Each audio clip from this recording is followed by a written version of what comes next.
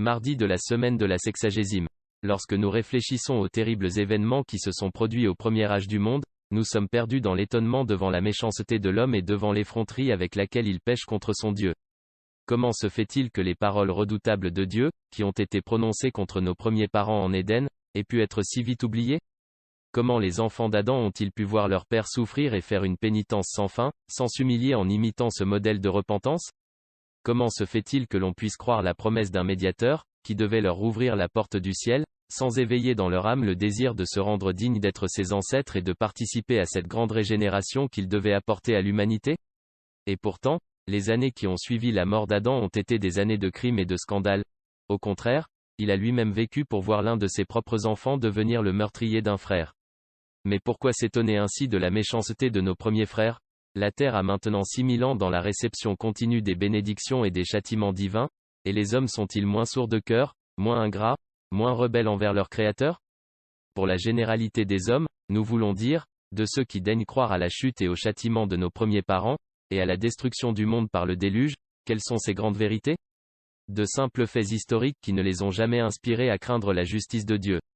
Plus favorisés que ces premières générations de la race humaine, ils savent que le Messie a été envoyé, que Dieu est descendu sur la terre, qu'il s'est fait homme, qu'il a enfreint la règle de Satan, que le chemin vers le ciel a été facilité par les grâces incarnées par le Rédempteur dans les sacrements, et pourtant le péché règne et triomphe au milieu du christianisme.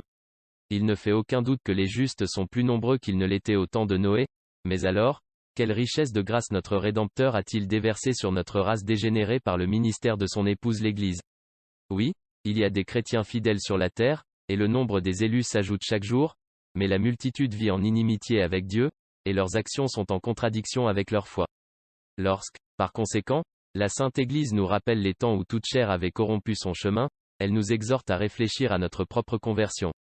Son but, en nous relatant l'histoire des péchés commis au début du monde, est de nous inciter à examiner nos propres consciences. Pourquoi, aussi, nous lisent-elles ces pages de l'Écriture sacrée qui décrivent si clairement les vannes du ciel qui ouvrent et inondent la terre coupable, sinon qu'elles nous mettraient en garde contre le fait de nous moquer de ce grand Dieu qui a ainsi châtié les péchés de ses créatures rebelles?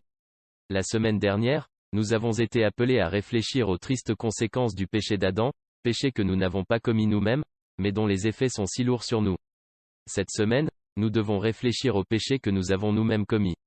Bien que Dieu nous ait chargés de faveur, nous ait guidés par sa lumière, nous a rachetés de son sang et nous a fortifiés contre tous nos ennemis par sa grâce, mais nous avons corrompu notre chemin et amené notre Dieu à se repentir de nous avoir créés. Confessons notre méchanceté et reconnaissons humblement que nous le devons aux miséricordes de notre Seigneur, que nous n'avons pas été consumés. Lamentation 3h22, le missel ambrosien contient l'exhortation suivante pour cette saison de l'année. Transitorium, la Dominique à Septuagésime. Soyez convertis à Dieu, tout le monde, dans la pureté de votre cœur et de votre âme, dans la prière, le jeûne et une grande attention. Répandez vos prières avec des larmes, afin que l'écriture manuscrite de vos péchés soit effacée, avant que la destruction soudaine ne s'abatte sur vous, et avant que le flot profond de la mort ne vous engloutisse. Quand notre Créateur viendra, qu'il nous trouve prêts. Ce texte est tiré de l'année liturgique, rédigé par Dom Prosper Guéranger, 1841 à 1875.